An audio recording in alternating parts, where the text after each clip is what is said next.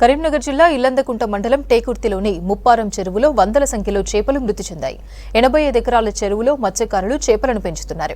అయితే చెరువులోని నీటిని సాగు కోసం పంట పొలాలకు వాడుకున్నారు. దీంతో చెరువులో నీటి మట్టం తగ్గుతూ వచ్చింది. ఎండాకాలం ప్రారంభం కావడంతో ఎండవేడిమికి తట్టుకోలేక వందల సంఖ్యలో చేపలు చనిపోయాయని మత్స్యకారులు చెబుతున్నారు. దాదాపు 6 లక్షల రూపాయల నష్టం జరిగిందని జాలరులు ఆవేదన వ్యక్తం చేస్తున్నారు. ప్రభుత్వమే ఆదుకోవాలని కోరుతున్నారు మత్స్యకారులు.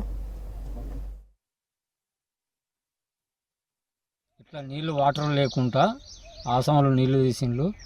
మేము దాదాపు 3 లక్షల చేపలు తీసుకొచ్చి పోసినాము. అప్పు తీసుకొచ్చుకున్నాము 3 లక్షలు పెట్టుబడి పెట్టినాము. నీళ్ళు లేకుండా అయింది. ఇప్పటికి 3 లక్షల పిల్ల చచ్చిపోయి ఉన్నది. మొత్తం వాసన పట్టింది. దయచేసి ప్రభుత్వం మమ్మల్ని ఆదుకోవాలని కోరుతున్నాను. వాటర్ లేక దాదాపుగా 2 లక్షల పై మాట 2,50,000 దాకా మేము పెట్టుబడి పెట్టడం జరిగినది.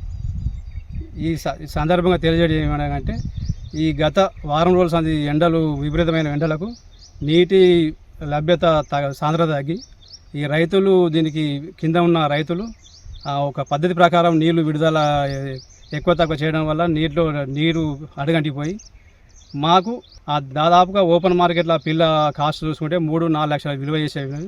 దీనిపై మేము ఒక 100 కుటుంబాలు మత్స్యకార కుటుంబాలు ఆధారపడి జీవిస్తున్నాం. మాకు తీవ్ర నష్టం జరిగింది. దీనిపై ప్రభుత్వం స్పందించి మాకు ఏదన్నా ఆర్థిక సాయం చేయాలని కోరుతున్నాం.